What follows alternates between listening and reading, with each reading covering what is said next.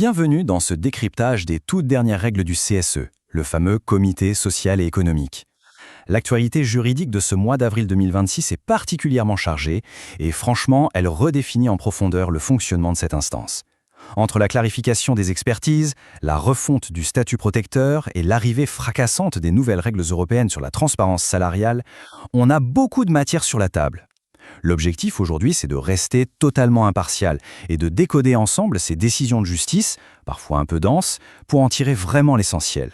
Alors, pour y voir clair, on va diviser ces mises à jour juridiques en 4 parties.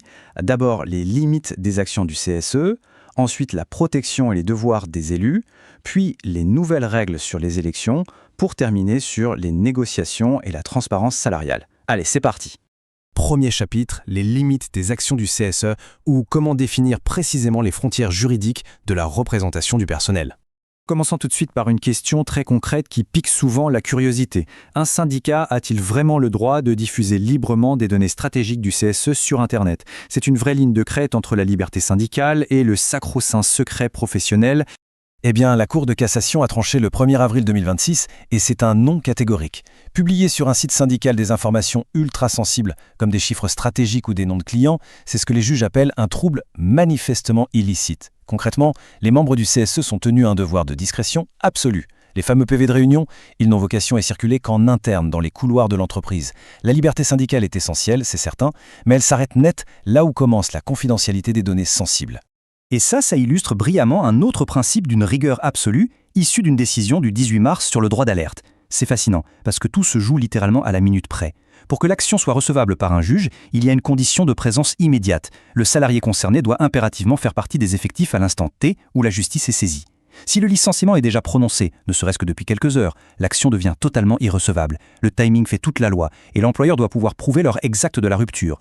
Toujours sur cette idée de poser des limites, regardons ce qui se passe du côté des expertises. Le 18 mars, coup de frein sur le cumul des audits. Concrètement, lors d'un grand projet de réorganisation impliquant un plan de sauvegarde de l'emploi, un PSE, le CSN n'a plus le droit d'exiger une expertise technologique séparée. Non, la dimension technologique doit être directement intégrée dans l'analyse globale du PSE. L'idée derrière ça est évidente, on arrête de saucissonner les projets pour multiplier les expertises en marge, l'analyse doit rester unifiée. On passe au chapitre 2, la protection et les devoirs des élus. Comment le parapluie protecteur s'élargit-il ? Ce qui est vraiment intéressant à observer ici, c'est comment ce statut protecteur évolue sous certaines conditions. D'un côté, depuis janvier, le représentant syndicat au comité de groupe bénéficie désormais exactement de la même protection que les élus du CSE. C'est une mise à niveau totalement logique. Mais attention, de l'autre côté, pour ceux qui ont un mandat à l'extérieur, comme un conseiller du salarié par exemple, une décision de mars stipule qu'on ne peut plus sortir la carte de la protection lors d'une rupture conventionnelle sans avoir explicitement prévenu l'employeur au préalable. La protection est bien là, mais la transparence devient obligatoire. Et puis il y a ce chiffre clé, 6, comme les 6 mois de protection accordés aux candidats aux élections du CSE. La nouveauté, c'est que si jamais le processus électoral est suspendu, eh bien le chrono des 6 mois de protection se met lui aussi sur pause. C'est du pur bon sens pour l'organisation. Le décompte reprendra exactement là où il s'était arrêté quand les opérations de vote redémarreront. Troisième chapitre, les élections et la fin des quotas. Voyons les nouvelles règles d'éligibilité au sein de l'instance. 2 énormes bouleversements sur ce front. D'abord, pour éviter tout conflit d'intérêts, la Cour a été très claire, les salariés qui représentent l'employeur sont désormais strictement inéligibles, et ça s'applique dès le tout premier tour. Ensuite, et c'est un changement véritablement historique acté par la loi d'octobre 2025, la fameuse limite des 3 mandats successifs a complètement disparu. Fini le plafond, les élus peuvent maintenant enchaîner les mandats au CSE sans limite légale. Inutile de dire que ça modifie durablement le paysage de la représentation en entreprise. Enfin, 4e et dernier chapitre, négociation et transparence salariale. L'entrée de plein pied dans une nouvelle ère. Le point crucial de cette section tient en un seul pourcentage, 30%. Dans le cadre des négociations, la loi exige une vraie loyauté. Du coup, un employeur ne peut absolument pas refuser de signer un accord avec un syndicat qui a recueilli au moins 30% des voix, sous prétexte qu'il préfère secrètement attendre un accord majoritaire. Si le seuil des 30% est atteint, l'accord doit être pris au sérieux et la négociation respectée. Et cette fameuse exigence de loyauté procédurale, on la retrouve partout, et surtout dans les NAO, les négociations annuelles obligatoires. Une décision d'avril confirme qu'il est devenu impossible de clôturer les débats unilatéralement sans rédiger un vrai procès-verbal de désaccord en bonne et due forme. De la même façon, interdiction totale de supprimer une prime d'usage sans en informer le CSE explicitement et au préalable. Tout doit se faire à visage découvert.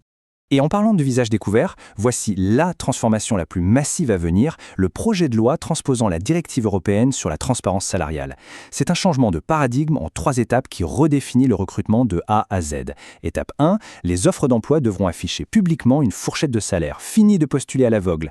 Étape 2, interdiction stricte de questionner un candidat sur son historique salarial. On paye pour les responsabilités du poste, point. Et étape 3, les salariés en poste pourront exiger de connaître les niveaux de rémunération de leurs collègues qui font un travail de même valeur. C'est un droit à l'information absolument inédit. Quand on prend un peu de recul sur toutes ces réformes et qu'il s'agisse de la fin de la limite des mandats, du renforcement inouï de la loyauté ou de cette transparence salariale totale, on ne peut s'empêcher de se poser une vraie question de fond. Comment ces nouvelles règles et ces frontières juridiques vont-elles, à terme, redessiner la culture même de l'entreprise ? Il est certain que l'équilibre historique entre la confidentialité, la protection et l'ouverture totale est en train de basculer sous nos yeux. Ça promet une dynamique sociale fascinante à observer dans les années à venir, et c'est une réflexion qui mérite d'être creusée. Merci d'avoir suivi ce décryptage approfondi de l'actualité sociale et juridique.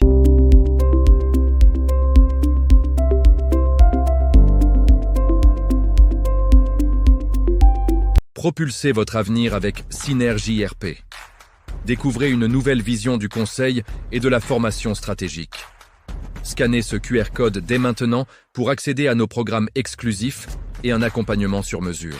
Donnez une dimension supérieure à vos projets professionnels avec l'expertise de nos consultants dédiés. Synergie RP, l'expertise au service de votre réussite. Scannez et commencez votre transformation aujourd'hui.